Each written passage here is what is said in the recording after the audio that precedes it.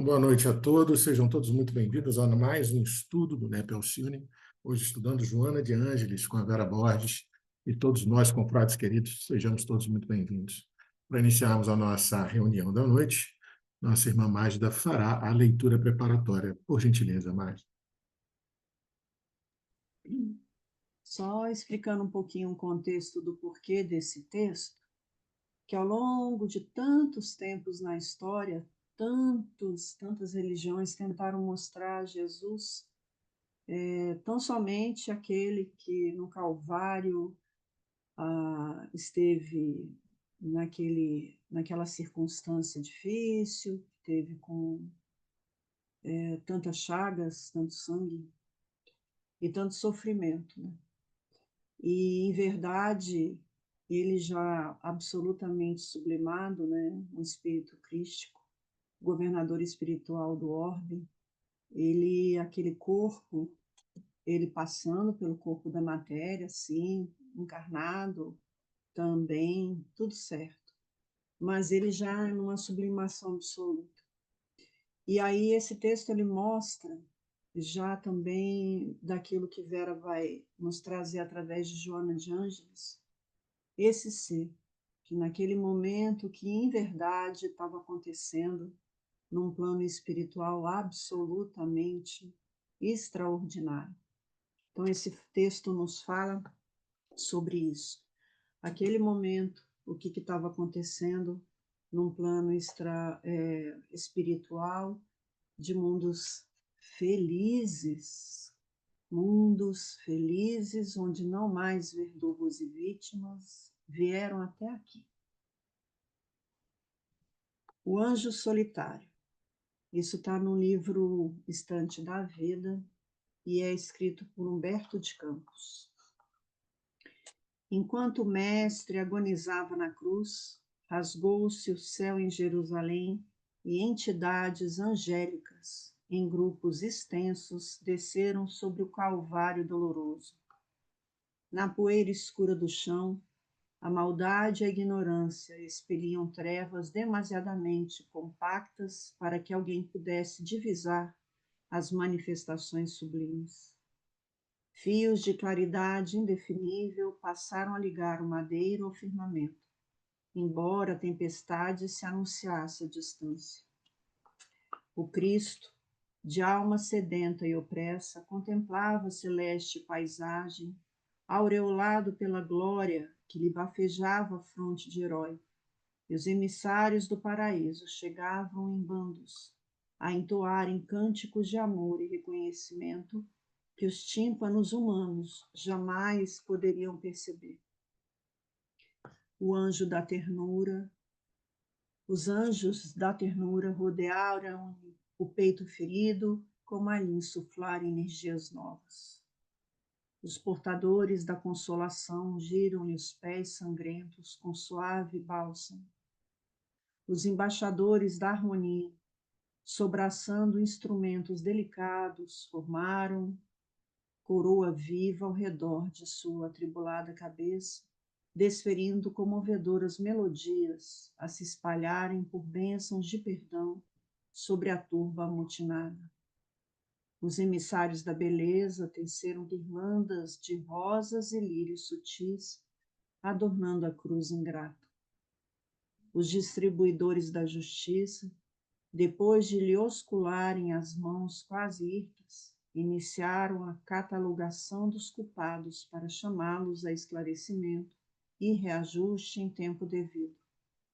Os doadores de carinho, em assembleia encantadora, postaram-se à frente dele e acariciavam-lhe os cabelos empastados de sangue. Os enviados da luz acenderam focos brilhantes nas chagas doloridas, fazendo-lhe olvidar o sofrimento. Trabalhavam os mensageiros do céu em torno do sublime condutor dos homens, aliviando-o e exaltando-o, como a lhe prepararem o banquete da ressurreição. Quando um anjo aureolado de intraduzível esplendor apareceu solitário, descendo do império magnificente da altura. Não trazia seguidores, e em se abeirando do Senhor, beijou-lhe os pés, entre respeitoso e enternecido. Não se deteve na ociosa contemplação da tarefa que naturalmente cabia aos companheiros, mas procurou os olhos de Jesus, dentro de uma ansiedade que não se observara em nenhum dos outros.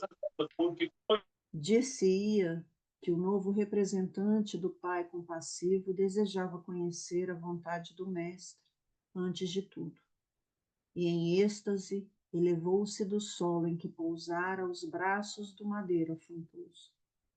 Enlaçou o busto do inesquecível supliciado com inexcedível carinho e colou por um instante o ouvido atento em seus lábios que balbuciavam de leve. Jesus pronunciou algo que os demais não escutaram distintamente. O mensageiro solitário desprendeu-se então do lenho duro, revelando olhos serenos e úmidos, e de imediato desceu do monte, ensolarado para as sombras que começavam a invadir Jerusalém, procurando Judas, a fim de socorrê-lo e ampará-lo.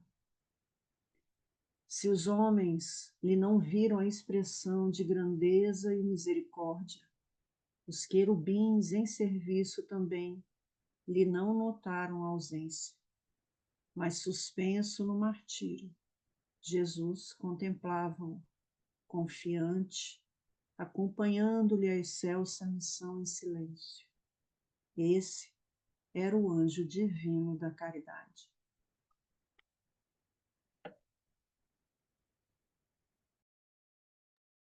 Perfeita lição, essa lição é lindíssima, né?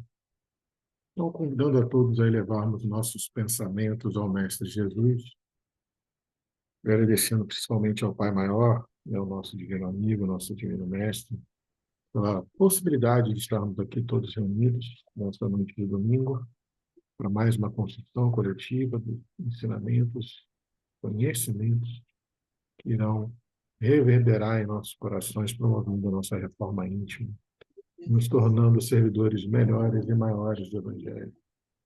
Agradecendo a isso, Pai, tanto do lado da espiritualidade que nos auxilia, quanto do lado dos irmãos reencarnados que seguem conosco essa jornada, pedimos a sua permissão para iniciarmos o estudo desta noite. Assim, toda a sua vontade, Pai. Pedimos humildemente em nome do Mestre Jesus, que assim seja. Amém. Vera, é com você, querida. E hoje está meio diferente aqui a coisa, né? A Silvia está meio dodói, a gente liberou ela para descansar um pouquinho, para se recuperar, que ela faz tanto coisa sempre, né? Está sempre envolvida, mas nós todos aqui estamos aqui para trabalhar e auxiliar um ao outro, né? Então, hoje, o João está auxiliando aqui com a parte técnica, né? A Mágia vai me ajudar com o tema da Joana, resgatei alguém para ajudar, e nós vamos fazer hoje o nosso estudo de Joana. Deixa só eu trocar aqui a apresentação para a gente poder trabalhar. Estão todos bem, todo mundo tranquilo no dominguinho, frio.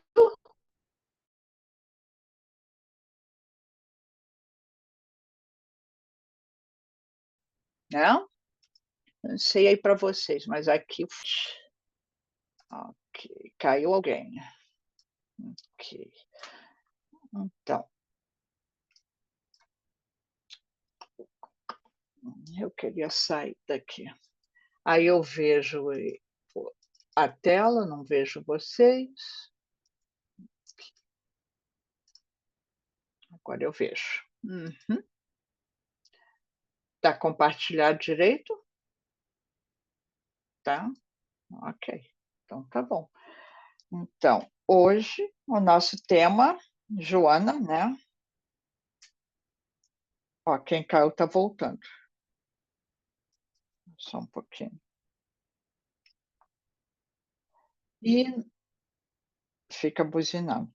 E nós escolhemos hoje o tema Deixa só eu abrir do lado de cá, porque o troço não deixa eu ler.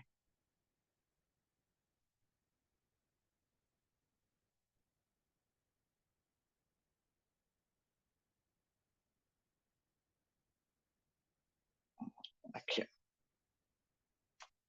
Agora eu consigo ler.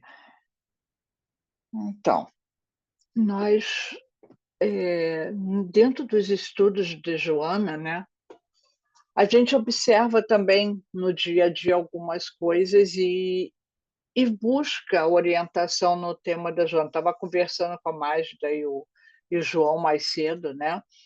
Como Joana vem trazendo, falando numa linguagem mais atual, tudo que Jesus ensinou, né? É mais uma apóstola de Jesus tentando traduzir, trazer para a gente os seus conceitos, esclarecer, como Kardec fez, como tantos outros sempre fizeram, cada um de um lado, para que a gente possa ir cada vez mais compreendendo a vida, né? Compreendendo tudo. E a gente colocou o título desse encontro de hoje, As Sombras e a Psicoterapia Terapêutica de Jesus, para a gente refletir um pouquinho nessas questões de sombra, né? Aqui no texto, eu não consigo passar por aqui, né? Não.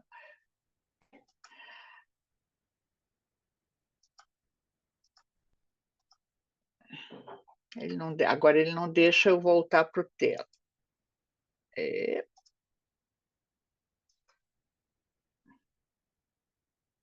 Tá, vou minimizar aqui. Agora foi, né? Se nós formos lá em Mateus, Mateus registrou, mas Jesus, ouvindo, disse: os sãos não precisam de médicos, sim os doentes. Quando a gente fala sombra e a psicoterapêutica de Jesus, essa terapia, será que nos auxilia nas nossas doenças? Que doenças, né? Então, a gente vai dar uma olhada no que é sombra, né? O que é sombra? Aí eu adorei essa figurinha aqui, achei bem expressiva, né? O outro fugindo da sombra. E geralmente a gente quer fugir das sombras, né? As redes sociais que o digam. Tá tudo lindo e maravilhoso, né? A gente coloca só coisa boa, só jantares bacana, dias bonitos, roupas na academia, no isso, no aquilo. Mas e as sombras? Aí, para que eu te quero sombra? Eu não quero sombra na minha vida, né? Será que sou só eu que não quero sombras na minha vida? Deixa o solzinho pegar, ainda mais no inverno, né? Mas o que quer dizer sombra? Como Joana, ela trabalha muito em cima, usando o material do Jung, que é atual, que foi orientado por Joana para a encarnação que ele veio, e ainda quando voltou levou um pito. A Joana ainda deu, então não fez direito.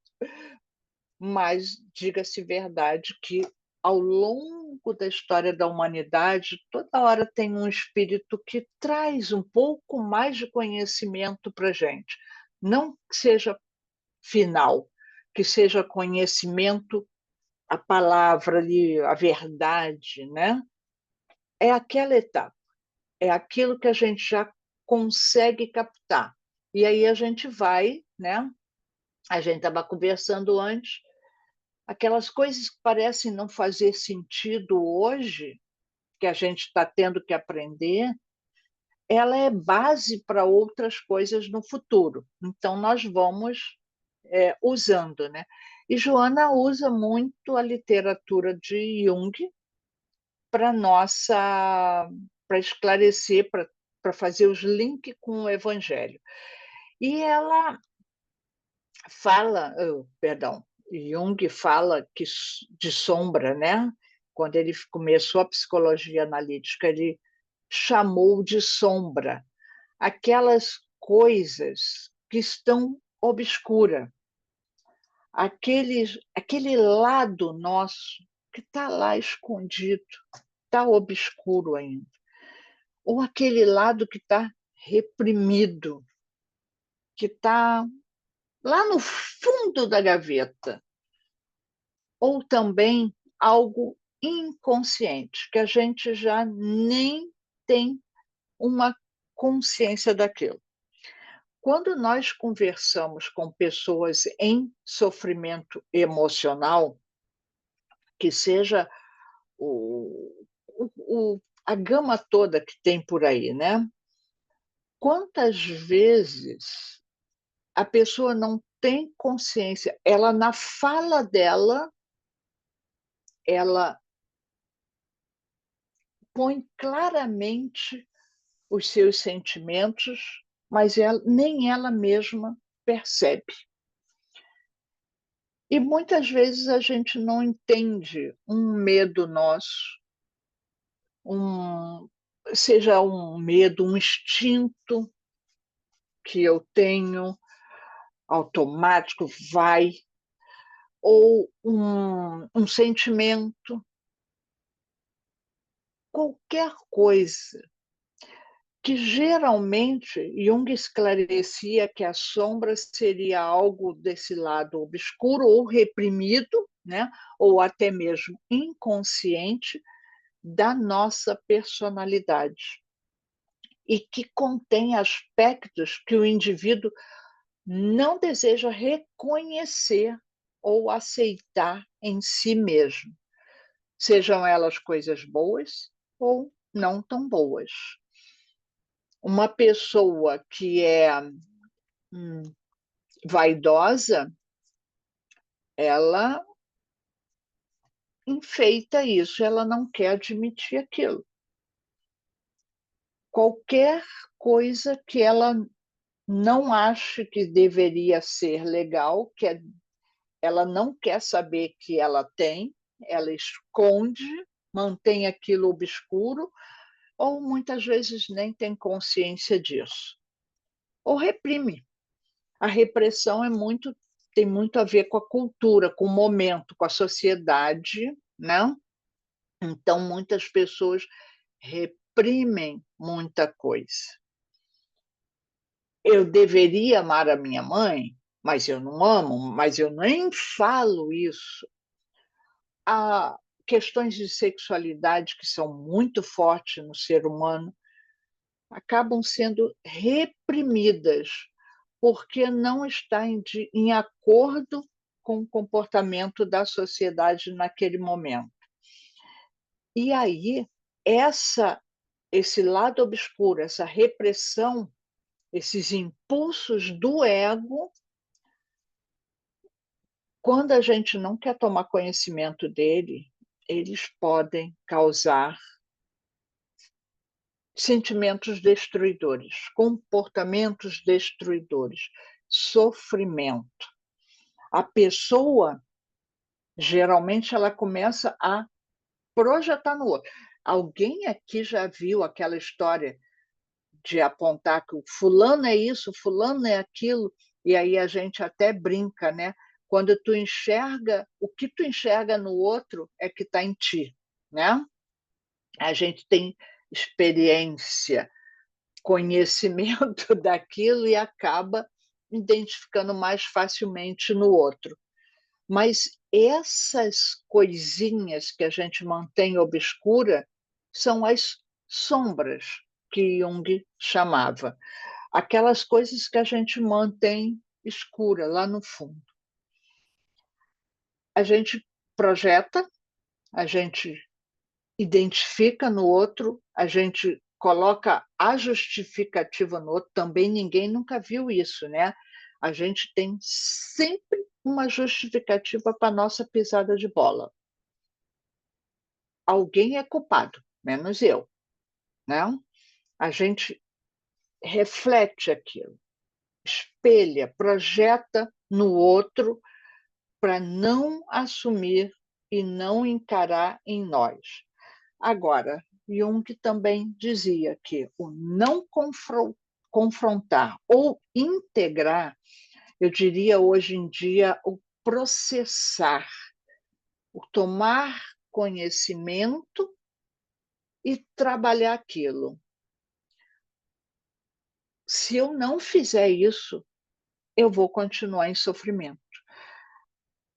O manter ele escondido causa sofrimento, causa distúrbios, causa comportamentos destrutivos, de difícil relacionamento, difícil lidar com o outro, porque começa a gerar conflito. Se eu projeto no outro, se eu tomo uma postura, se eu não assumo as minhas responsabilidades, eu começo a criar conflitos. Se eu mantenho aquilo reprimido em mim, é como uma panela de pressão, ele vai pressionando até um dia que ele acaba estourando. E ele causa transtornos, né? Então, esse buscar entender esses sentimentos, esses comportamentos, as reações que eu tenho, olhar para mim como quem olha para o vizinho. Ele faz isso por causa daquilo. Vamos entender a origem daquilo.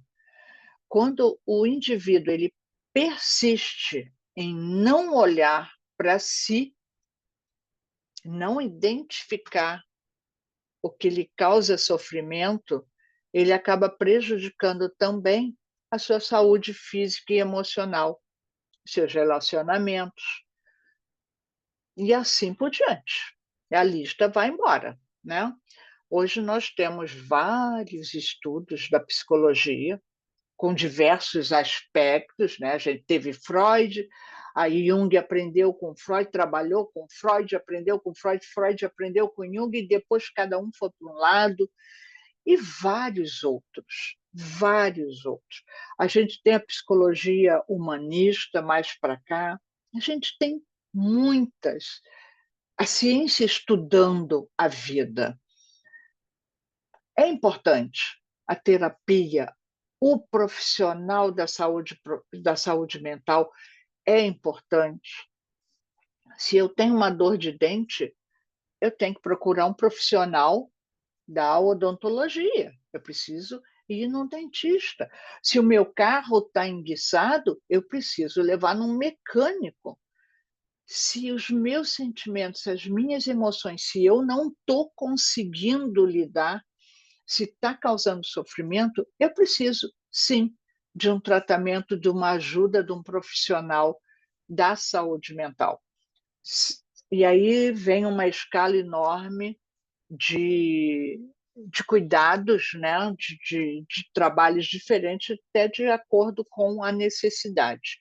O cuidado da saúde mental hoje em dia é fato e é necessidade primordial para o ser. Depois passado, então, pandemia, crise, agora ameaças de guerra, né? Aqui a gente tem uns acréscimos, programinha a mais de enchente, disso, daquilo. O emocional do ser humano, com certeza, é impactado. Todo mundo tem alguma coisa que pode impactar e a gente precisa estar atento. Nós vivemos numa sociedade doente e doenças precisam ser estudadas e cuidadas apropriadamente. Embora entendemos que a doença não é mais do que um sintoma do desarranjo do espírito, em realidade, dela portador. E aí a gente vem mais para cá para o lado da espiritualidade, né? As doenças são sintomas do desarranjo da conduta do passado, do jeito de ser, do espírito, né?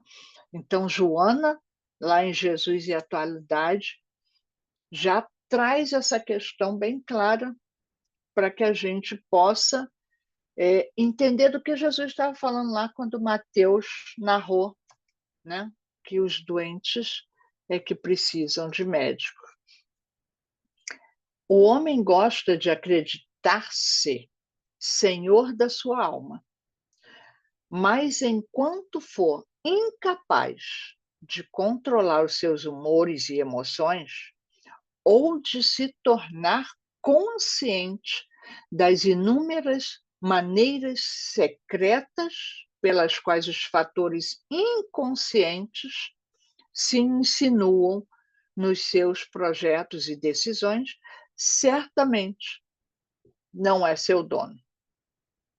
Quantas vezes nós não temos controle do nosso humor, da nossa emoção, de muita coisa, das nossas reações. Então, aquela postura de a minha alma, como se eu fosse o dono da minha alma, controlo, não é bem assim, a gente está iludido, né? Esse está no refletindo a alma. Diga, Magda. João também depois acho que vai querer falar.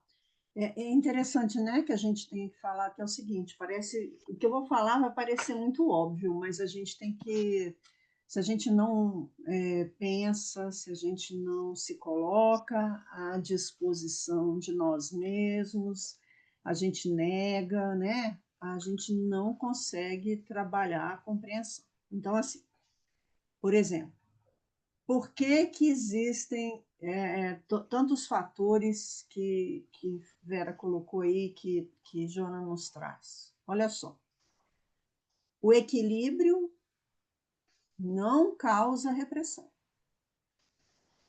Então, se o equilíbrio não causa repressão, o que causa repressão? Os excessos interiores.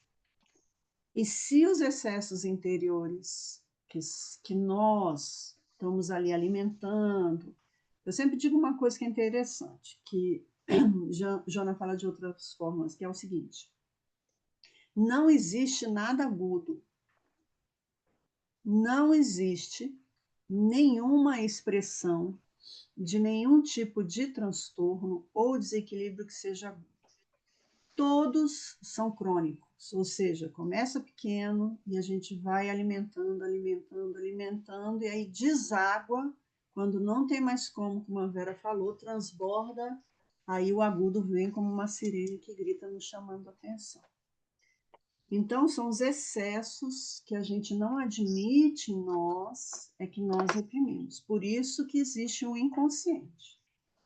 Porque se nós lidássemos melhor com toda essa nossa história, e é tão bacana porque a gente pode fazer tantas associações, né?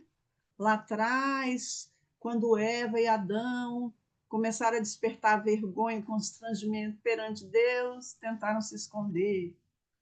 Caim, quando fez lá com Abel, tentou se esconder. Então, a humanidade faz isso quando o peso passa a ser muito grande. E aí a gente entra nesse também, esse olhar, que é o seguinte: o peso com o qual nós colocamos para conosco, ou seja, quanto mais imperativo nós somos conosco, é o nosso olhar para com o outro. Então, que a gente comece a prestar muita atenção de como a gente está se construindo com relação a isso. E aí, quando Vera estava falando, né, das questões reativas, tem uma questão que é interessante da gente pensar aqui e falar, tá? Assim, aqui, que é o seguinte: num primeiro momento, como a gente tem reações, nós só somos reativos porque a gente acessa os nossos instintos, tá certo? São os nossos excessos. Mas, como não existe nada agudo, tudo é mais crônico. Então, quando a gente vai construindo, vamos pensar, E quando a gente passa a fazer não só de forma reativa, mas de forma, eu não vou dizer consciente, não, mas de forma se construindo de determinada maneira e de forma até elaborada, nós começamos a agir de forma equivocada. Me fiz entender? Então, a reação, a gente reagir de forma, né, nós sermos reativos é o nosso instinto. Mas agora, quando nós aprendemos, nós agimos de forma equivocada, aí sim, muito será pedido que foi muito dado, né? A outra coisa interessante, quando a gente dá conta de trazer para o consciente, a gente lá saiu do inconsciente que Vera estava falando através de Joana, do olhar de Joana. Quando a gente traz para o consciente, é um caminho para o despertar da nossa consciência. E aí sim, é que começa o nosso caminhar. Aí João está querendo falar. Não, tô não, só escrevi no chat. Tá. Só escrevi no Tanto chat. é que tem um livro da Joana que é o Despertar do Espírito, né? É aquela acordada que a gente dá, né? Que é necessária. Né? Hoje em dia não é marcar aí a ficha, tá? Eu não falo mais isso. É fazer o download. Quando a gente faz o download da coisa e o espírito dá aquela despertada. Graças a Deus a gente vai despertando aos pouquinhos. Porque de supetão toda a verdade não vai dar certo. Não vai dar certo. E eu fico pensando muito nessas coisas que a gente bota para baixo do tapete, nossa, se isso não teria a ver com orgulho, teria a ver com egoísmo, porque eu sou perfeito. Né? Por um acaso, eu caí errada num planeta imperfeito, mas eu sou perfeita. O mundo está errado, eu estou certa. Né? E já começou por aí, né? Mas vamos seguir. A Joana diz para a gente que numa sociedade agressiva e perversa, Jesus elegeu o amor como a solução para todos os questionamentos e o perdão irrestrito como terapêutica eficaz para todas as enfermidades. Hoje a gente já tem algumas terapias bem humanizadas. Quem acompanhou um pouquinho a evolução da psicologia, da psiquiatria, né? Havia filosofia lá desde Sócrates, né?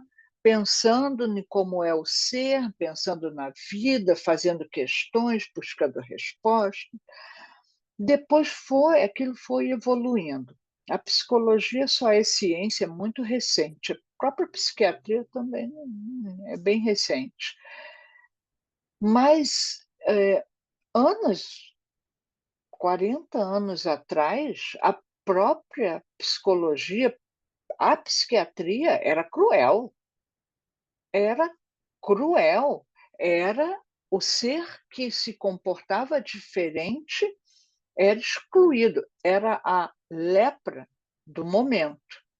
Né? Lá na época do Cristo, a pessoa que hoje a gente chama de hanseníase, lá na época era lepra, não tinha cura, ninguém entendia, ninguém sabia como funcionava, então era simplesmente excluída a pessoa. Hoje nós fazemos isso com a doença mental, com todas as questões que o espírito traz na sua bagagem, que reflete, que espelha, né, em alguns transtornos, deficiência, todos os nomes que quiser, todas as doenças que a gente tem, elas são espelhadas no nosso corpo, no nosso comportamento. E Jesus, há 2000 anos atrás, já dizia qual era a terapia adequada para se prevenir isso. Até a gente estava falando mais cedo da enxurrada de pessoas com muita dificuldade emocional, muitas dificuldades comportamentais. Bom, tu vê, há pouco tempo teve o caso de uma guria que matou a outra, uma jovem, porque aí vai toda aquela investigação, pé. Ela matou a outra porque a outra era muito feliz. E ela não conseguia conviver com a felicidade da outra. São dificuldades de aceitar, dificuldades de lidar. É muita falta dessa terapia que Jesus trazia para a gente. Aí Joana nos lembra que o homem Jesus, totalmente livre da sombra individual, tanto da individual como da coletiva que pairava na sociedade da sua época, penetrava com facilidade na problemática profunda do ser, direcionando-se às causas essenciais que modelam a existência terrena. Então, aqui tem umas partes, né? Eu amei quando eu li essa frase. Jesus, como o ser mais evoluído do planeta, ele já estava totalmente livre dessas sombras, tanto da individual como a coletiva, que aí a gente fala outra hora também mais dessa diferença. Mas Jesus não tinha essas sombras e ele conseguia penetrar na problemática. Qual é a origem, né? O que causa aquela problemática no ser? E aí voltamos nós na origem do egoísmo, do orgulho, da vaidade, que causa tantos transtornos. A pessoa fica completamente cega. Completamente cega. E ela vai naquele pensamento dela como única verdade. E aí elas causam dores, transtornos, dificuldades, prejuízos, muito sofrimento no presente e no futuro. Mediante esse destemor, não distinguia pecadores de sadios, mantendo o mesmo intercâmbio com as diferentes camadas da sociedade, porque sabia que todos os indivíduos que se encontram na Terra estão em conserto dos efeitos dos atentados que praticaram contra si mesmo. Quer falar, Magda? Diga. É extraordinário, né? Porque a gente já também vem conversando já tem um tempo. Jesus não olhava a gente no que a gente é à época. Ele olhava sempre a potência em espírito que a gente é. Jesus, como Cristo de Deus, o intermediário direto de Deus, né? Cristo, para quem não sabe, significa ungido de Deus. Messias é o escolhido, né, por Deus. Então, ele era, como um espírito, como é um espírito crístico, ele é infalível mesmo encarnado. Então, se a gente tem esses conceitos, a gente olha que ele, como guia e modelo, e é interessante porque Simão Pedro, ele falou uma coisa que a gente pouco pensa, e eu fiquei refletindo demais sobre isso, numa live que ele fez assim, que ele disse o seguinte, lá no Livro dos Espíritos, quando pergunta quem foi, né, quem é o mais perfeito, como se perfeito existisse superlativo, ou comparativo, perdão. Mais perfeito não cabe. Ele é o ser perfeito, único, perfeito, né? Que existe, que existiu na Terra como governador espiritual. Então, se a gente olhar isso como referência, quando ele fala dessas questões para aqueles que estavam ali naquele momento, a luz do amor, né? O verbo que se fez carne, a palavra de Deus à humanidade, a luz não se contamina pela sombra. Ao contrário, é a luz que ilumina. Então, nós temos a dualidade ainda. E a gente precisa dessa dualidade para caminhar, né? Nós ainda precisamos disso para poder olhar para a nossa sombra, para a gente poder lidar com elas. Porque é assim, é olhar, vigiar e orar. Porque se não olha, não tem como vigiar, né? Então, a gente, nessas nossas dualidades, nós caminhamos. Mas um ser que vem para os que necessitam, e é por isso que ele veio, porque senão ele não viria. Ele veio porque a gente precisa, e a gente continua precisando dele. Ele veio para poder lidar com todas essas nossas dualidades, né? E a gente, mais à frente a Vera vai falar, né? Tem tantas referências no Evangelho que nos mostram e ratificam o olhar que Joana traz. Busca e obtereis, bate, abrireis. Isso. Essas referências todas. Toda a fala de Jesus foi nesse sentido que Márcia está falando. Ele deu o exemplo, ele vivenciou e falou. Mas nós ainda não conseguimos entender a sua fala, a sua ideia, aquilo que ele consegue fazer. E se João fala que ele foi o Ah, verbo que se fez carne, se fala que ele é a palavra de Deus à humanidade, e Emmanuel ratifica isso também, a Caminho da Luz, em obras, o que estava se falando senão a ação? Será que Jesus estava falando que você é o doente? Ou ele está falando que a tua ação é que te transforma? Nós somos aquilo que fazemos. E Jesus sempre disse isso. Vai, o que queres. É sempre na ação. Porque é dela que a gente caminha. O aperfeiçoamento, o aperfeiçoamento é o caminhar. Então, Joana nos traz uma coisa essencial. Quando fala do self, o distanciamento do ego, e já a Vera vai falar sobre isso, a busca do ser, e aí a gente precisa falar muito sobre isso, né?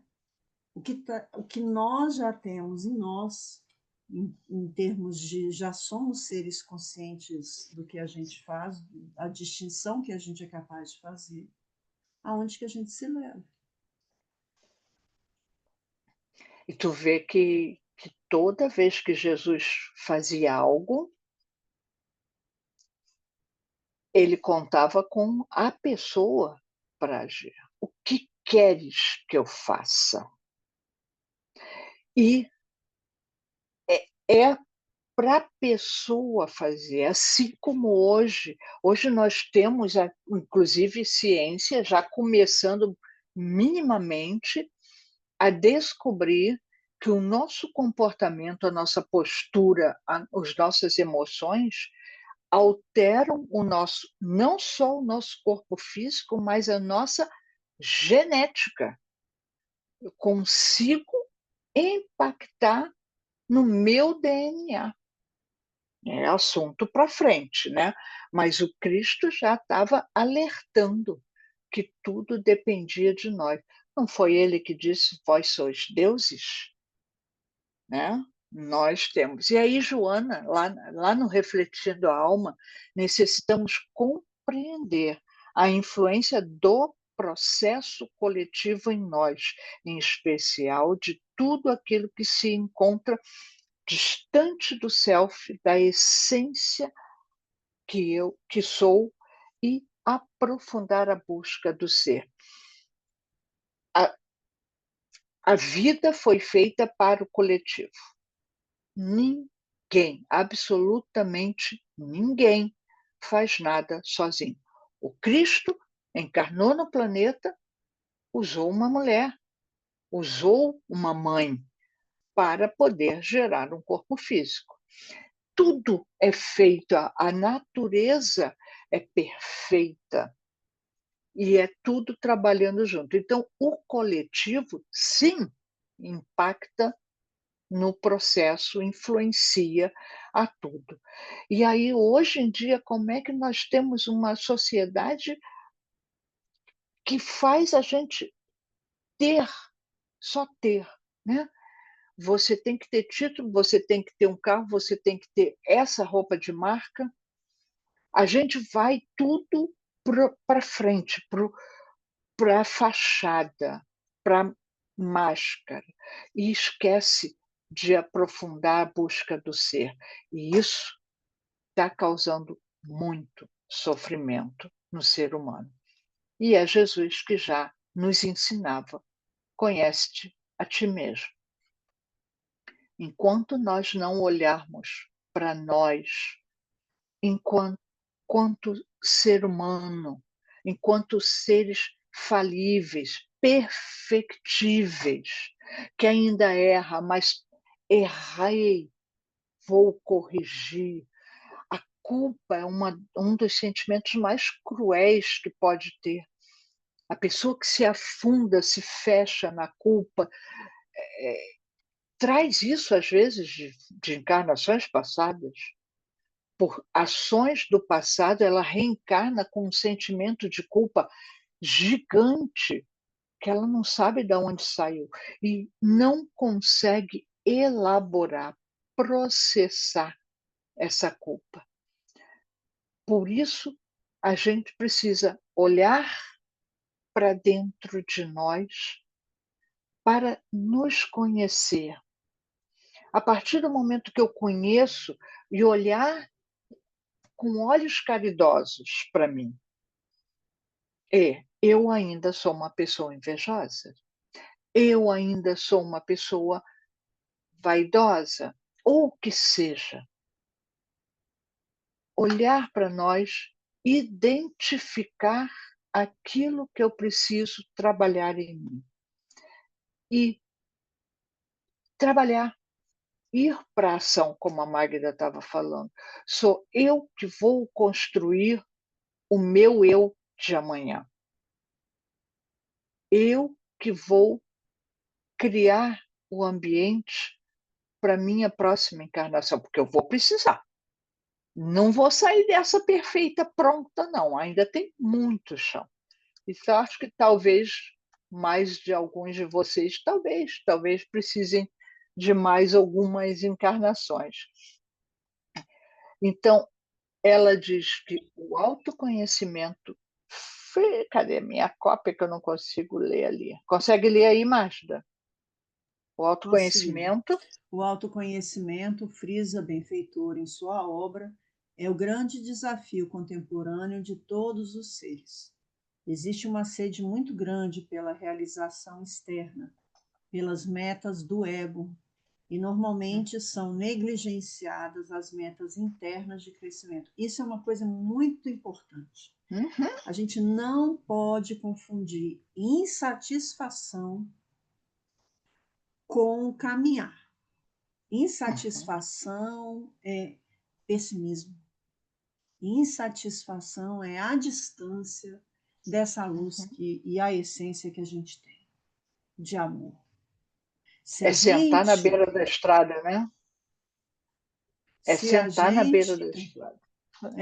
E Ah, outra coisa importantíssima, que é assim, a gente tem que compreender que se a gente não vai para a nossa sala de espelhos, para a gente se olhar em pontos de vista, que ao longo do tempo a gente foi se construindo, a gente não compreende, primeiro que a gente tem que passar por esse sentimento de compreensão.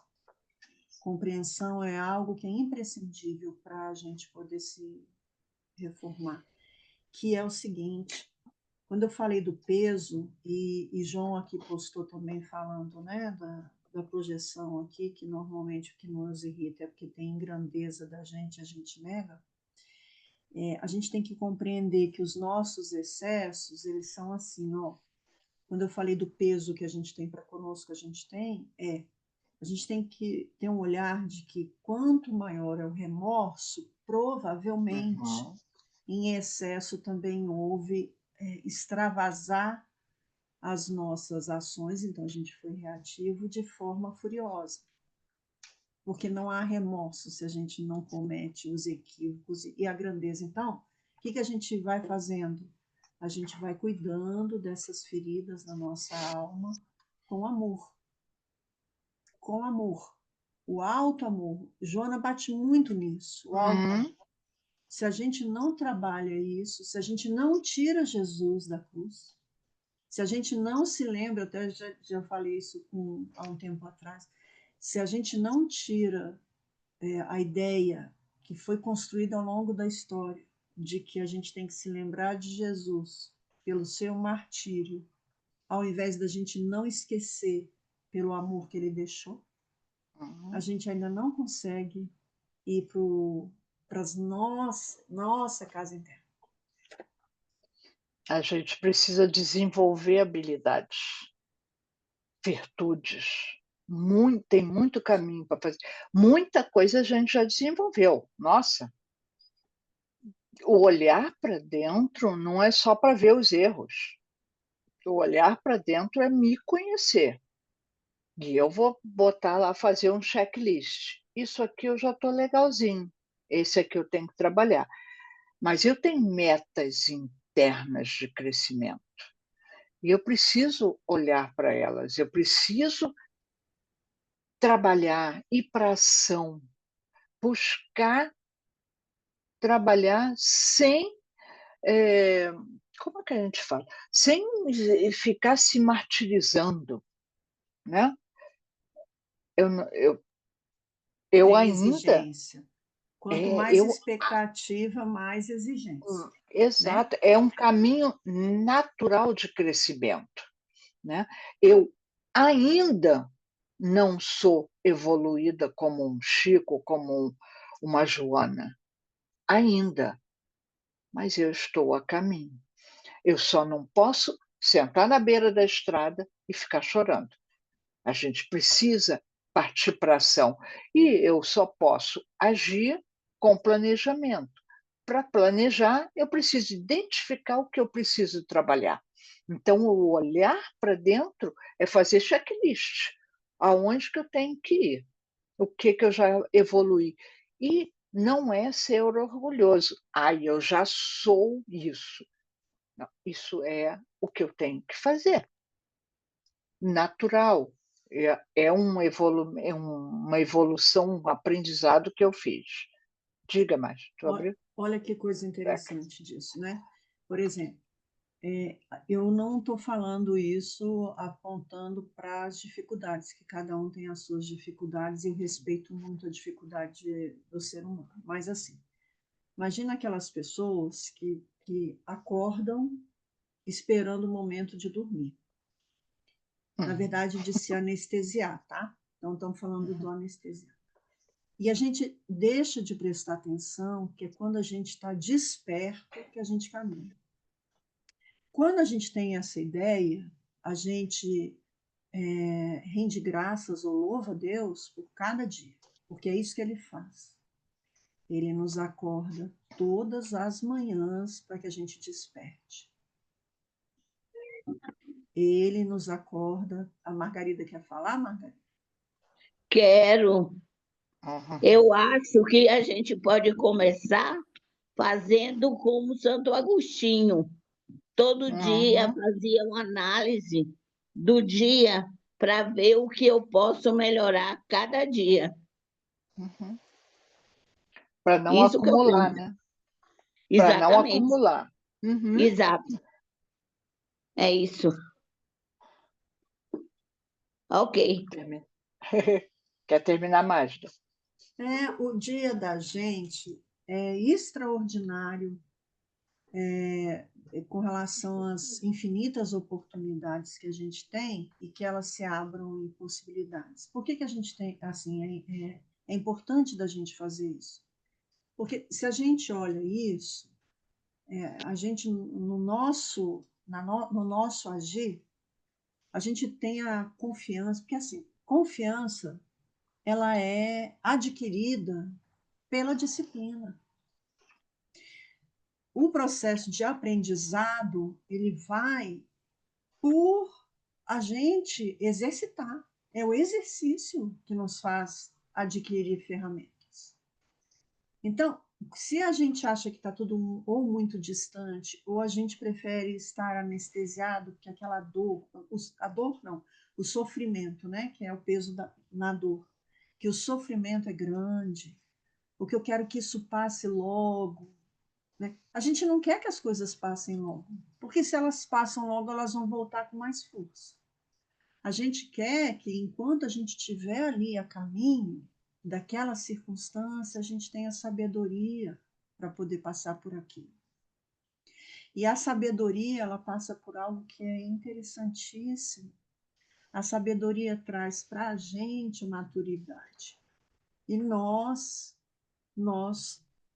enquanto alma, e essa escolha dessa refletindo a alma é extraordinário, porque ou a gente reflete a alma que a gente ainda está Uhum. no peso, ou a gente reflete a alma que está cada vez refletindo.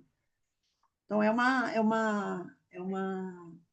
eu não sei, gente, isso em português, como é que é, mas é dúbio, né? Você pode tanto Dualidade. refletir, Uhum. você pode tanto refletir como algo O que espelho tem dois reflete. lados. Uhum. Mas o interessante, por exemplo, nós aqui, né, que estamos num certo equilíbrio, que também somos passíveis, eu não sei o dia de amanhã, algo que pode me acontecer, eu não sei como eu posso reagir a uma coisa que eu nunca passei por ela, né?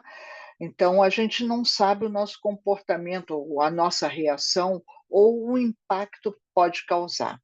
Mas quantas pessoas estão extremamente impactadas e não conseguem, sozinhas, rastrear esse novo caminho?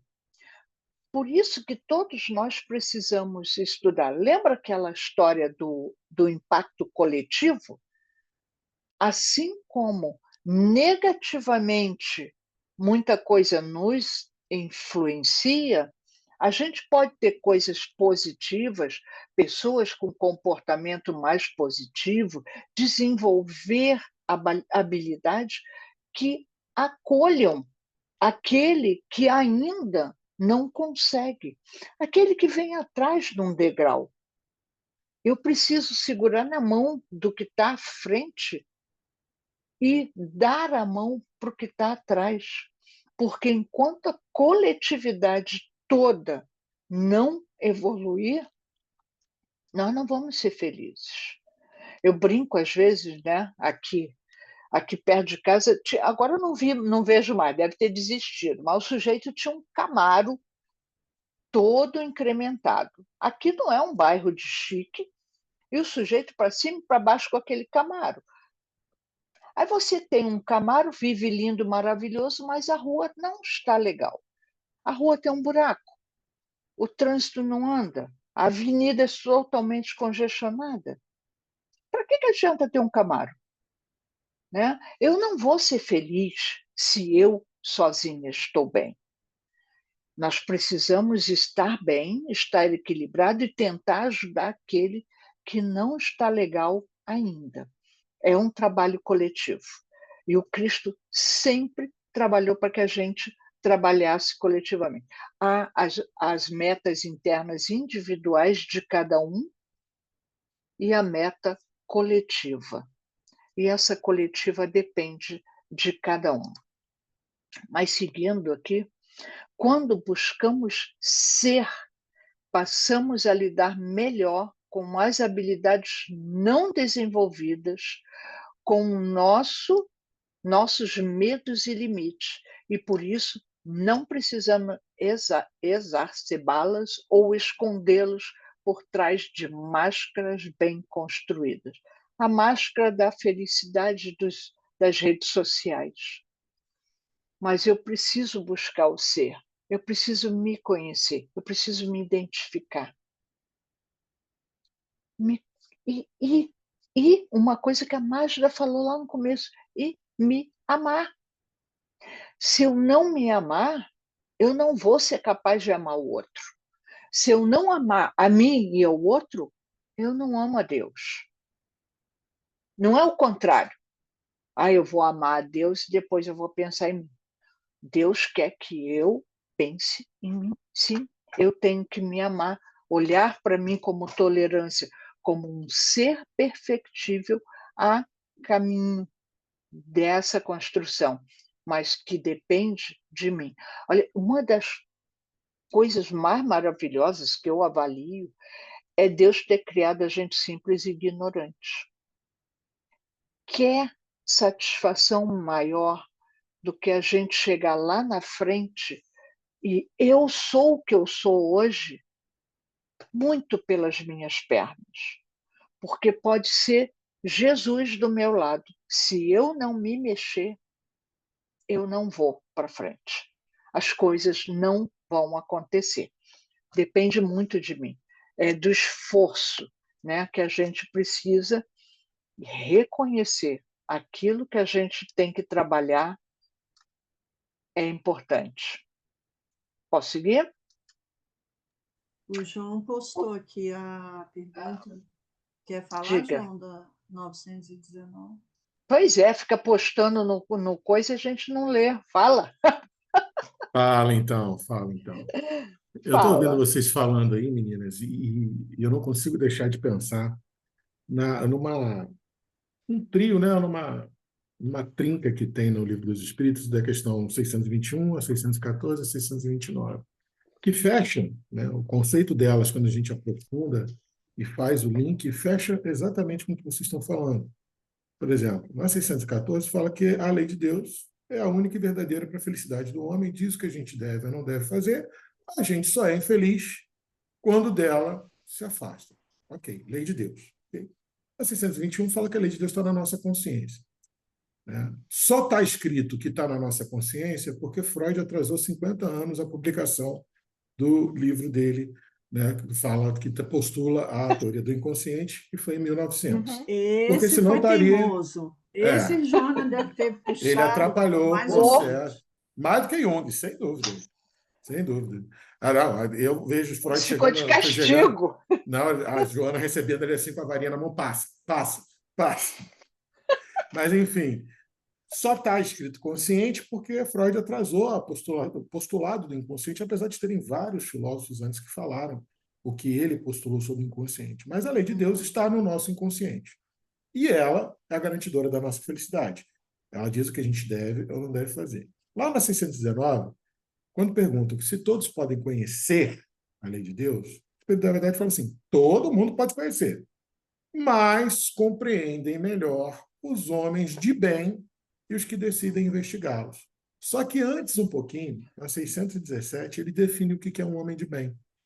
Ele fala que o homem de bem, ele fala assim, os sábios estudam as leis da matéria. O homem de bem estuda e pratica as leis da alma. Quando você junta todas essas questões, 614, 617, 619, 621, você vai chegar à seguinte conclusão.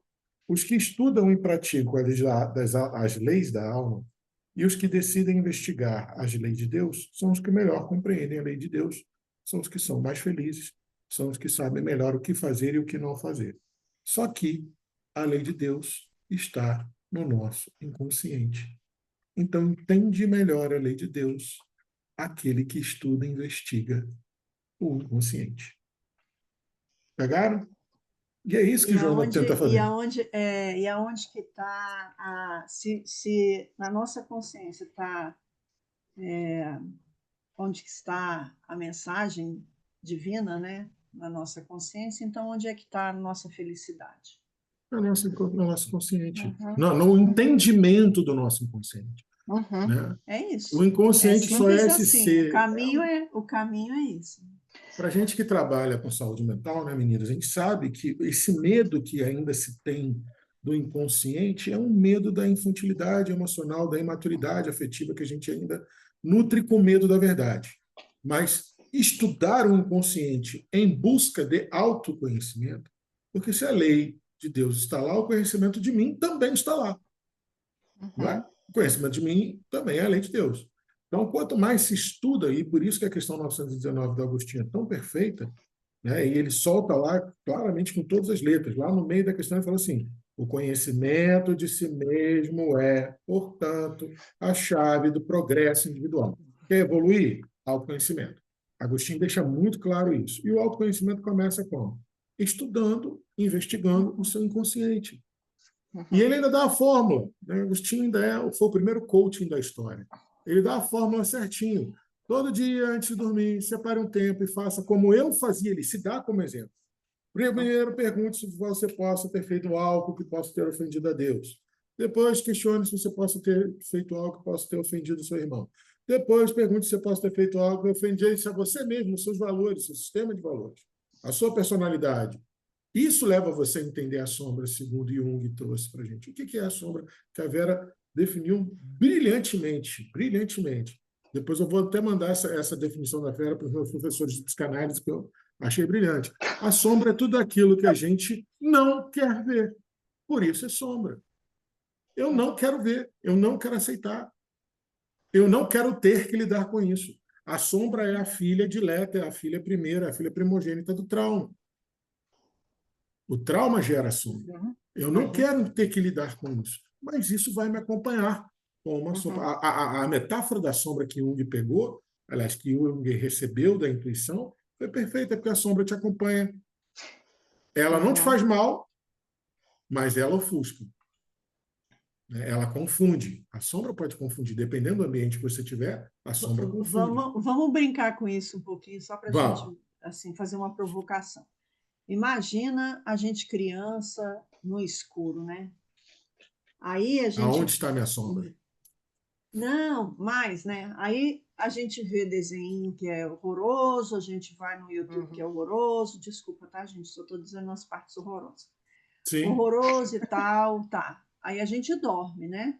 Aí a gente ouve alguma coisa, ou a gente tem um sonhinho que não é bom, um pesadelinho.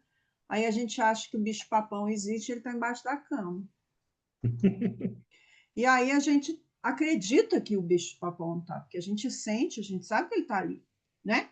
Eu estava sonhando com isso. Enquanto a gente não acender a luz e a gente olhar para ver se existe bicho-papão, sabe o que vai acontecer com o bicho-papão? Ele vai ficar ali com a gente, aí ele vai crescer com a gente, aí ele vai se transformar no companheiro, ele vai se transformar na gente lidando com esse medo sendo. Então é isso. Então, enquanto a gente não consegue lidar com essa questão das nossas sombras, que elas vão crescendo como um bicho-papão enorme, feio, horroroso, e a gente não olha para isso e lida para como é que eu vou dizer, desmistificar, a gente não vai caminhar. Quando a gente fala de amar, é bom também a gente... Tem alguém que quer falar? Ou é não, você? eu que falo, termino. Então vai. Não, pode ir. Não, acho bom a gente assim, passar para as pessoas o que seja também esse auto-amor. O que significa o amar? Você sabe que só tem sombra porque tem luz. A luz é que causa sombra. E eu preciso direcionar a coisa, eu preciso entender aquela sombra, entender o que é que está refletindo mais escuro ou de uma forma assustadora. Ela é só as minhas falhas é só uma fase. Sim. Só que se eu crio monstro, alimento, né? Aí sim, É eu o vou. bicho-papão, baby. É o bicho-papão. Isso aí. Exatamente. Aí eu vou Olha criar que um coisa. bicho-papão. E Mas ele aí é que cresce. entra. Aí é que entra. Aí o que, que eu vejo na minha sombra, qual é o reflexo da minha sombra? É o meu bicho-papão. Eu como bicho-papão. Ele é Aí, sempre esse aí grande. sou eu. Olha aí, ó. Aham. Esse sou eu. Fugindo. Sou eu Fugindo desse je- da sua sombra. E eu do meu preciso olhar para ela. eu como bicho-papão. Por isso É. do alto amor. Por isso do alto amor. Uhum. E aí, opa, portanto, amar também se aprende. A gente aprende a amar. Ponto. E é isso que Jesus veio falando para a gente aprender a amar a mim, ao outro, a Deus. E aí, agora a gente ficou meio apertado no horário. Ao avaliar os recursos de que dispõem as modernas terapias psicológicas, psicanalista, psiquiátrica, Joana reconhece que essas dispõem de valioso arsenal de recursos que, postos em práticas, liberam as multidões de enfermos, gerando equilíbrio e paz. No entanto, prossegue a benfeitora, o amor é de inexcedível resultado por direcionar-se ao si profundo, restabelecendo o interesse do paciente pelos objetivos saudáveis da vida de que se dissociaram. Por que que muitas pessoas pensam em sair do sofrimento pelas vias do suicídio? Falta auto-amor, falta quem lhes ame, quem lhes acolha, quem lhes faça sentir amado. Muitas vezes aquele espírito carrega a culpa do passado, o seu próprio corpo tem algum reflexo do passado. Há uma, algo lá no escondidinho, no inconsciente, que eu não quero saber dele. E isso vai levando à falta de amor. Gente, o amor é o caminho. Eu posso fazer uma comida de qualquer maneira ou com amor. Eu posso conversar com o outro, dizer não para o outro com agressividade ou com amor. Eu tenho que aprender a amar. Esse é o grande barato.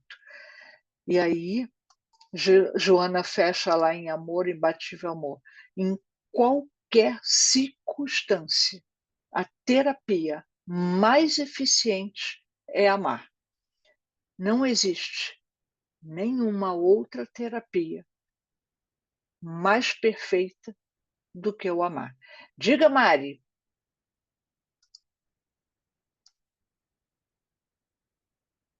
Seu microfone está fechado.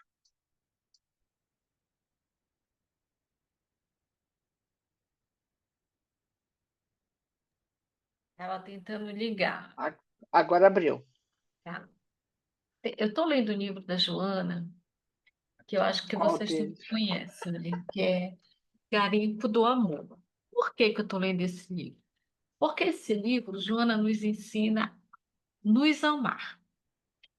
E como a gente fala tanto de amor, aqui ela dá dica de como fazer esse amor, como a gente criar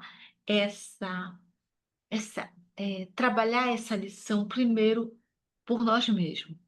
E no livro ela diz para a gente dentre outras coisas, que o amor é um diamante, que para poder brilhar necessita de ser arrancado da ganga que o envolve no estágio primário.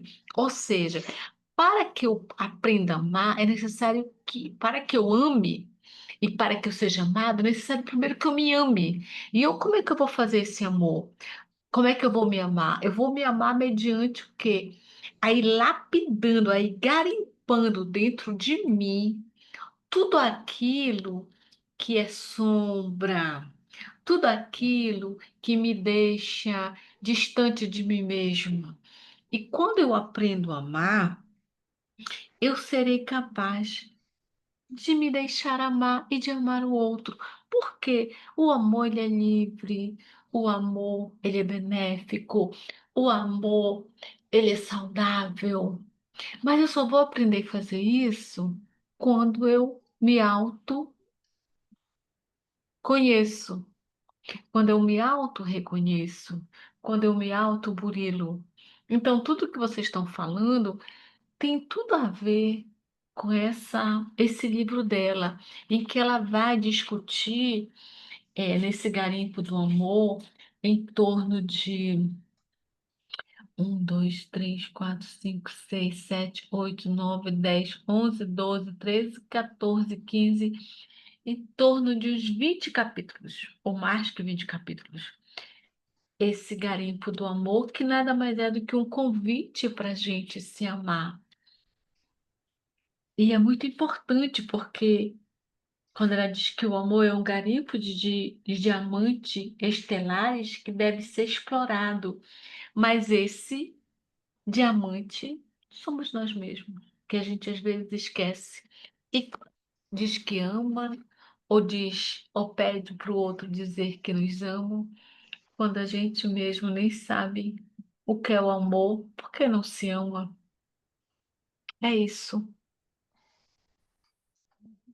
A gente é capaz de muita coisa. Nós seremos seres muito melhores lá na frente.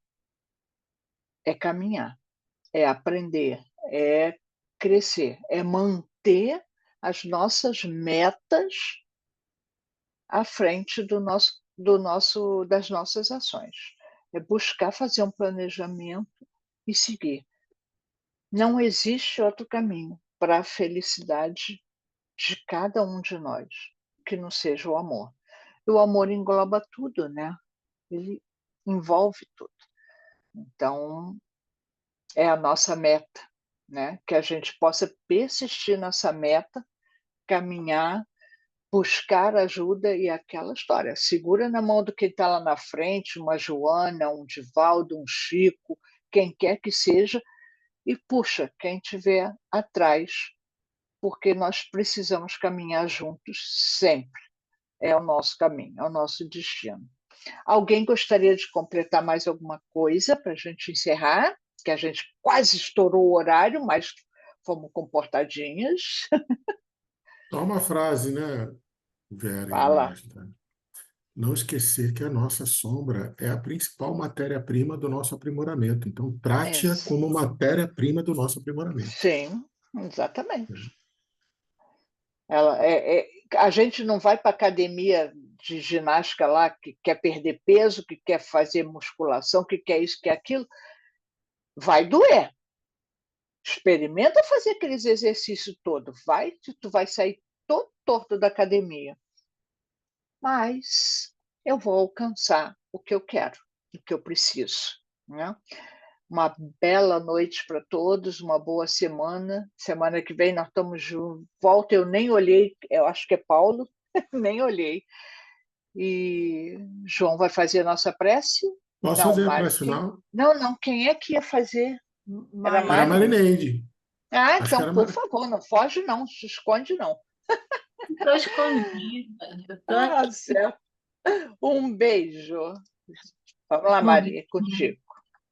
vamos fechar nossos olhos, elevar os nossos pensamentos ao alto, agradecer de todo o nosso coração todo esse aprendizado, todo esse manancial colocado nessa noite sobre as vozes e os corações daqueles que estiveram aqui presentes. Gratidão, Joana, por nos lembrar do quão precisamos cuidar de nós, nos amar, porque quando encontramos o amor, quando aprendemos a amar, fica tudo muito mais leve. Não que as dificuldades não apareçam, mas como dizia Jesus, meu fardo é leve quando estamos contigo. E assim, fechamos esse encontro de hoje, consciente de que somos nós que precisamos cuidar de nós. E cuidando de nós, é que seremos luz em nossas vidas e na vida daqueles que nos rodeiam. Jesus querido e amado, que possamos prosseguir nessa caminhada de encontros e reencontro através das leituras, dos estudos e das reflexões desse NEP que tanto tem nos oferecer para o nosso reencontro conosco mesmo. Cuida de todos nós, que tenhamos uma semana conectadas com a nossa espiritualidade e com o estudo de Joana, de Paulo, de Maria e do Evangelho. Que a tua presença, Mestre querido, seja constante em nossas vidas, hoje, agora e para todo sempre, que assim seja. Gente, nós estamos com Que a assim quinta seja. temporada dos Escolhidos, né? Não sei o que é o nome lá. The Chosen.